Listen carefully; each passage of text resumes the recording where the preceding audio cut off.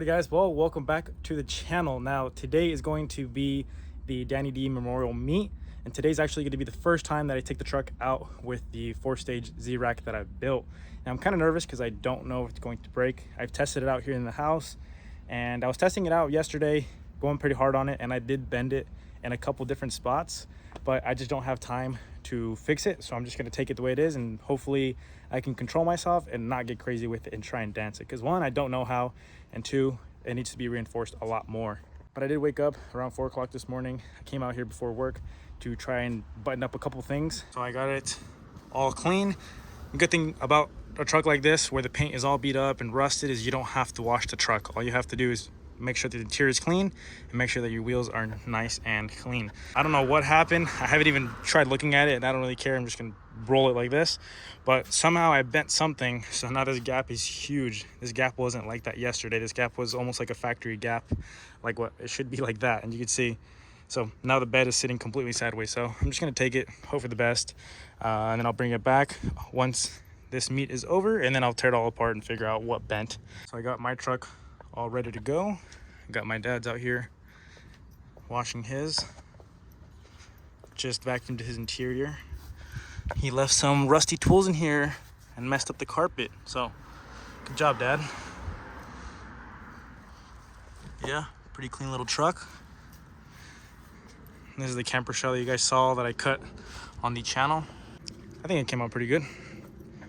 But yeah, now we're just gonna meet up with a couple of buddies from around here in town, and then we're gonna head out to Whittier.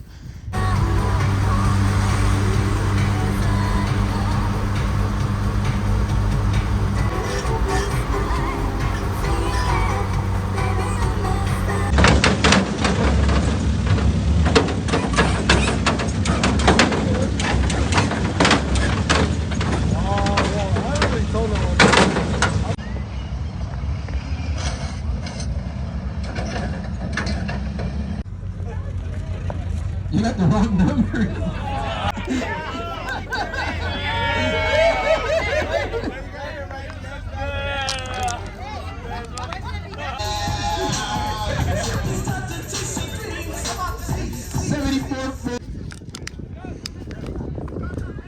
Come on, Mikey, you can do it.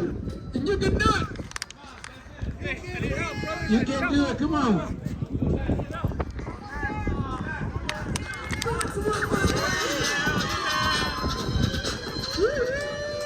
Hey, make sure you check that ticket, man.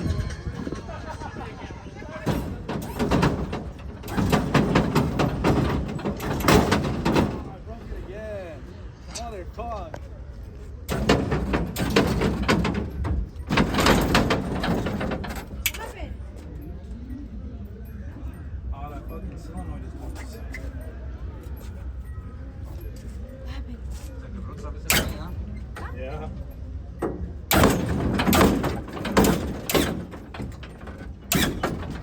¿Le ayudamos?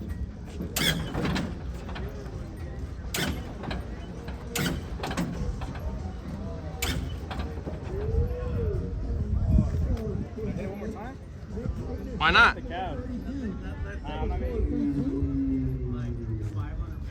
Hey, did we bring a backup Heim? No. Oh, I don't know. Oh, someone put a bag in your your dad put a bag in your truck. I don't know if it was a Heim joint. Fucking snaps off. You broke it again? Yeah, bro. No fucking way. I just hit it. Boom. I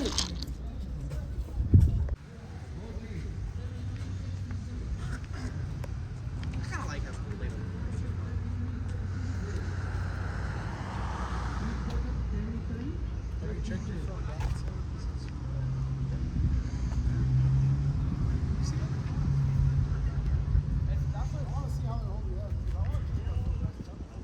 7366. Going once, going twice.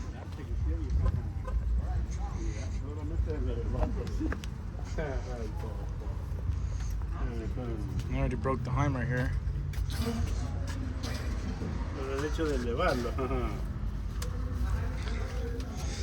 Broke it clean off. I have to take that back and figure out that, because I've broken that twice today.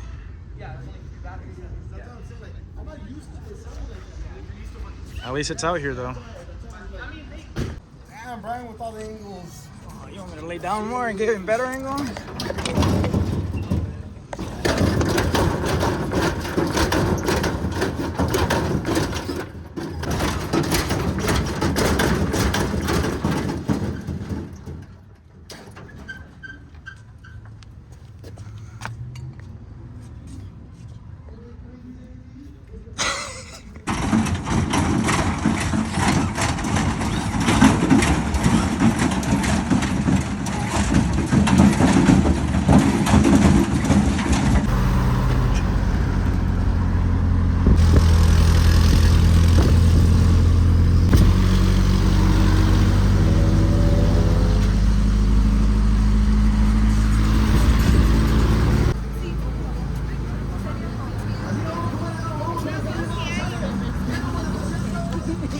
It's good.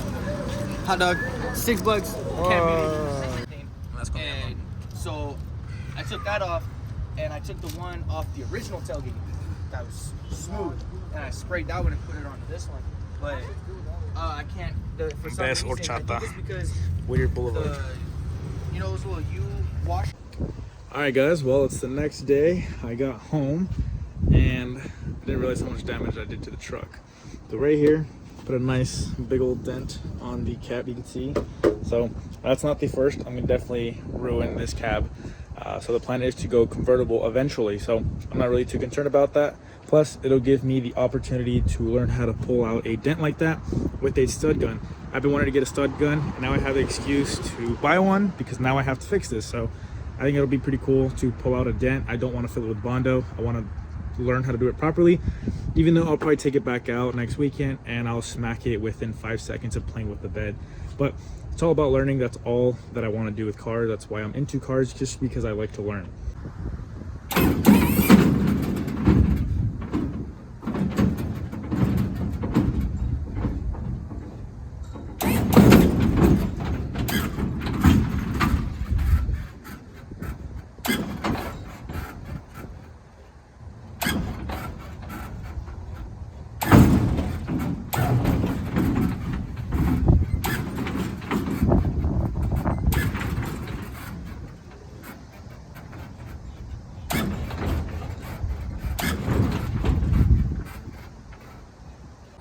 All right, well, I'm gonna quickly show you all the damage because I'm not afraid to show you guys my mistakes and what's going on. And the whole purpose of me showing you guys my mistakes is to hopefully avoid you guys making the mistakes. I'm actually super glad that I broke this Heim joint because me breaking this Heim joint got me into talking with a couple of the OG guys, the guys that have been doing this for 35 years, and they gave me really good tips on how to make that strong and essentially make my own Heim joints. I'm gonna make a whole separate video fixing all this, but I just want to finish this video off and show you guys all the mistakes and essentially everything that happened. But what's happening is I moved my cylinders. I had them more towards the center. You can see my holes. I never covered them up. And this bracket was over here, so I had the cylinder in a swinging motion and it had a lot more strength to lift it. Nothing was bending, nothing was flexing, everything was perfectly fine. However, I didn't like how high it lifted because this stage, instead of lifting that much, it lifted about half. So this piece was about right here. I measured it from here to up here, and I think it's about 36 inches right now, whereas before it was 18. So it's definitely opening up a lot more, and I like the look of it being a lot more open. Plus, it makes it a lot funner like this because you have more travel to actually play with. Before, I would tap it twice and it would fully lock up, and it would just be super shallow and it wasn't super high, which I built this rack to be pretty high, so kind of defeated the purpose. So yes, I'm putting a lot of stress on these cylinders because I have them super close to the hinge and I have them pointing this way. But the way I see it is, if it can't do what I'm telling it to do, then that just means I need to make it stronger and make it do what I want it to do. I'm not going to give up and say, oh, my cylinders are too stressed out, let me move them back. That's not how I roll. I'm going to make this work. Whether I have to rebuild the rack or not, I'm gonna make it work. The most important one is this 4-stage right here. Now, I had a suspicion that this would happen, so what I did is I had this 1/2-inch plate that is welded across the whole entire rack, and I threw another 1/2-inch plate underneath to essentially make it 1 inch thick, and I put these big old monster tabs, and my whole theory was, well, this isn't going to bend down because it is super thick. It's essentially trying to bend 1 inch thick.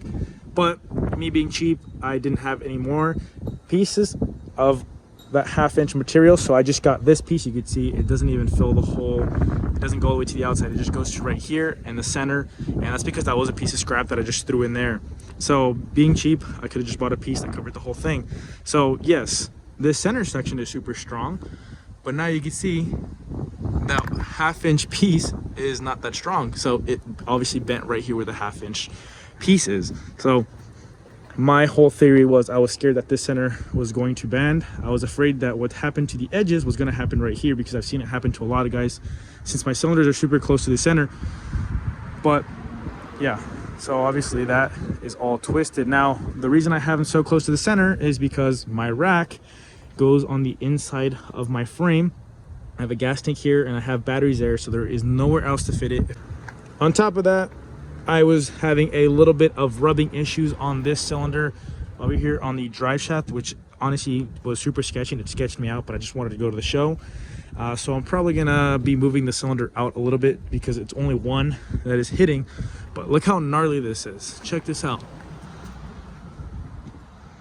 That is 1/2 inch thick plate right there, and it just folded it and twisted it. And honestly, I'm not surprised because it's all the weight of the truck on just that little pivot point right there. So the good thing is I know why it happened, and I'm not questioning myself what happened. What I do think is super cool though is my little Harbor Freight welds didn't crack.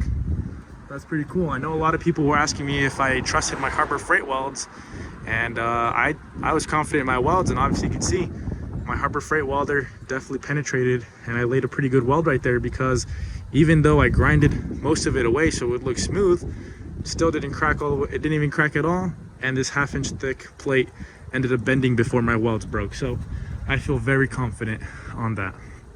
So Juice from D1 and Mike from the Little Maniacs, both of them actually gave me some really good tips on fixing this and adding some supports. Now the rack has been pretty good so far. This is the first time I've taken it out, so I haven't really been playing with it too hard, but I did get a little excited and I did start going pretty ham.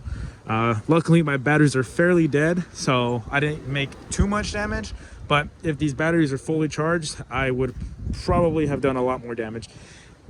And honestly guys, I'm not even mad that I made this much damage to the truck, because for one, it gives me more welding experience, because I'm probably gonna end up cutting that front section out of that 4th stage out and redoing it.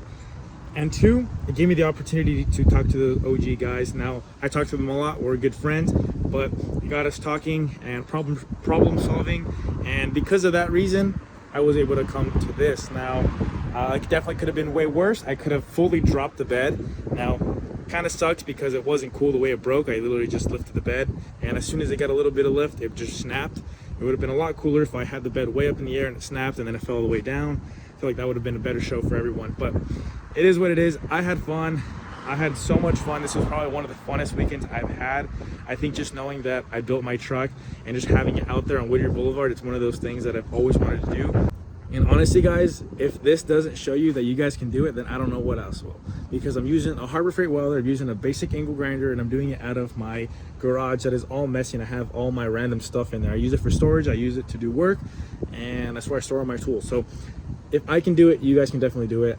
The reason I know what I know is just simply because I'm not afraid to try it, and I'm not afraid to mess things up in order to learn. That's what I always tell all of you guys. And I know a lot of the older guys are coming up to me and they're telling me, man, you're a kid and you're building it. Like, I could probably build it too. And I tell them that's exactly how it is. Age is just a number. Age doesn't matter. Just because I'm younger, it doesn't mean I can't do it. Also, all the young guys, I know the young guys say they can't do it because they're young, and just get it done. Figure it out, learn how to do it, get a Harbor Freight welder. And everyone says you need a nice welder, but if this right here doesn't show you